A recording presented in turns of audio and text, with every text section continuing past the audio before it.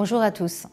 En cette période de confinement nécessaire pour venir à bout du coronavirus, voici les dernières informations venant des enseignements de médecine préventive des 4 écoles vétérinaires et des vétérinaires spécialisés dans les animaux de compagnie. Peut-on ou pas vacciner son chien et son chat lors de cette période de confinement?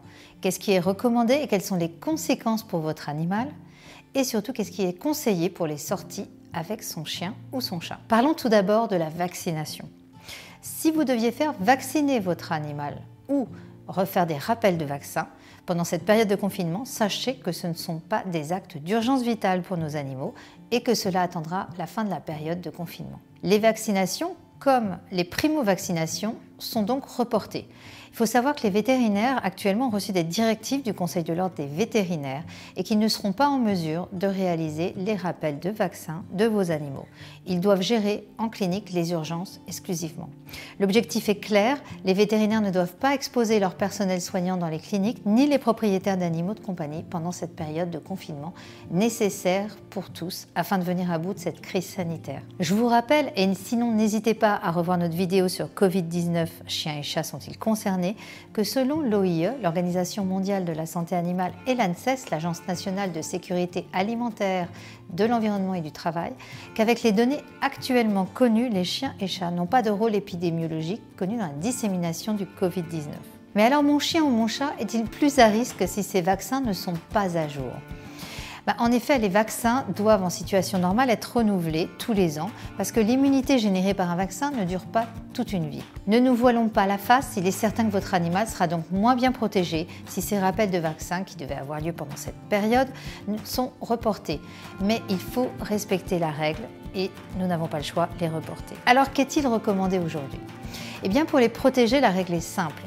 Vos chiots et chatons, surtout s'ils n'avaient pas encore tous leurs vaccins un jour, ne doivent pas sortir. Pour les chats adultes, il faut les garder à la maison et ne pas les laisser aller en extérieur. Pour ce qui est de votre chien, si vous avez un jardin, évitez de le sortir dans la rue, limitez les risques pour vous, votre animal aussi, qui peut donc être moins bien protégé puisque ces vaccins peuvent ne pas être toujours à jour.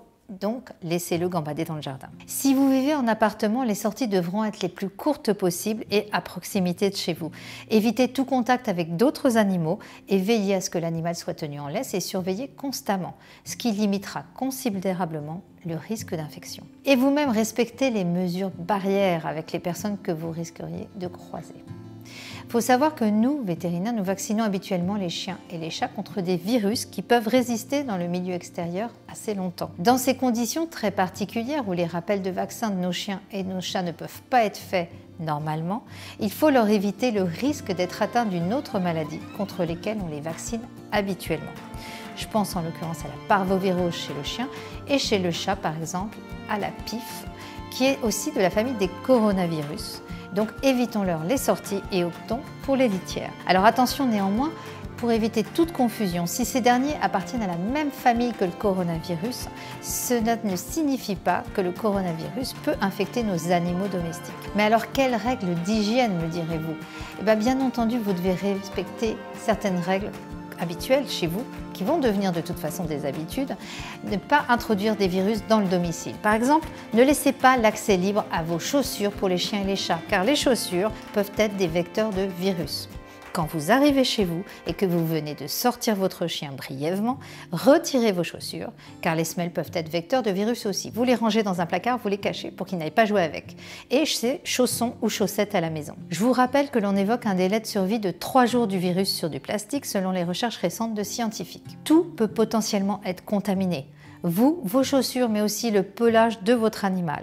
Donc, si vous le caressez, vous lavez les mains avant, vous lavez les mains après. Ne prenez pas le seul alibi de votre chien pour sortir dans la rue. Il faut bien comprendre que pour vaincre ce virus, le confinement total est nécessaire pour nous protéger, mais aussi protéger nos chiens et nos chats, surtout s'ils n'ont pas pu recevoir leur rappel de vaccin. À la levée du confinement, soyez rassurés, les propriétaires que vous êtes pourront aller dans leur clinique vétérinaire qui analysera les conséquences sur la protection de vos animaux et qui proposera soit de reprendre complètement le calendrier vaccinal, soit de réaliser un rappel de vaccin selon leur analyse de la situation. En tout cas, pendant cette période de confinement, nos animaux ont besoin d'être en bonne compagnie de leur maître, si vous me permettez ce jeu de mots.